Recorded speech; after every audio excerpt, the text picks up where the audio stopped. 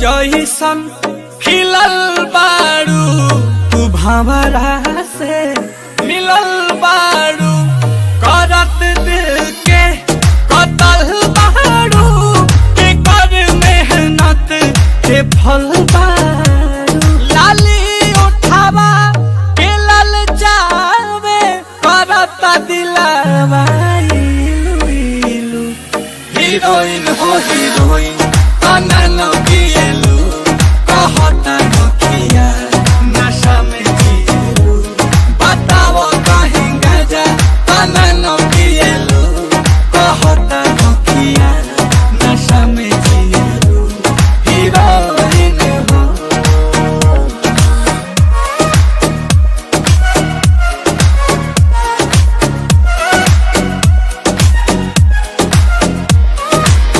Body पे कहिल बा ऐसन कढ़ाई, कपड़ा के भीतर से देता दिखाई।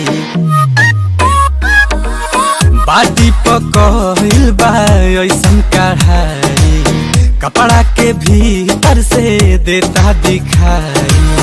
कहवा से किनेलू लगता कि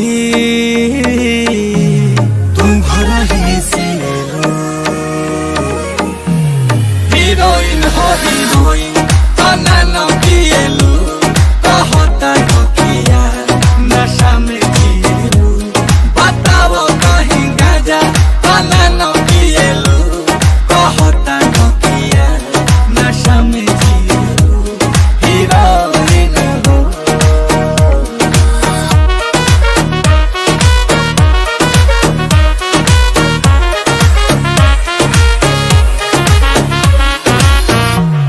गुलाब जइसन खिलल बारू, तू भंवरा से मिलल बारू, करत दिल के कतल बारू, के कर मेहनत के फल बारू। लाली उठावा के लल जावे, करत दिलावा इलू इलू। हीरोइन हो हीरोइन तना गिएलू, कहता नखिया नशा में जिएलू। बताओ कहीं गजा तना गिएलू, कहता नखिया नशा में जिएलू। हीरोइन हो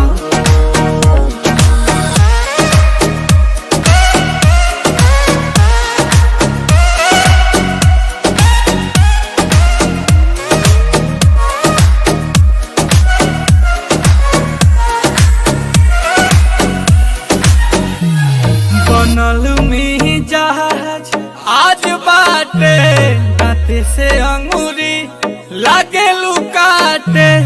अरुण बिहारी नीलकमल पूछे, बताओ ये मेरा का बाटे। चुएला महुआ मधुइया हो, तू जब मुस्कुरा के बोले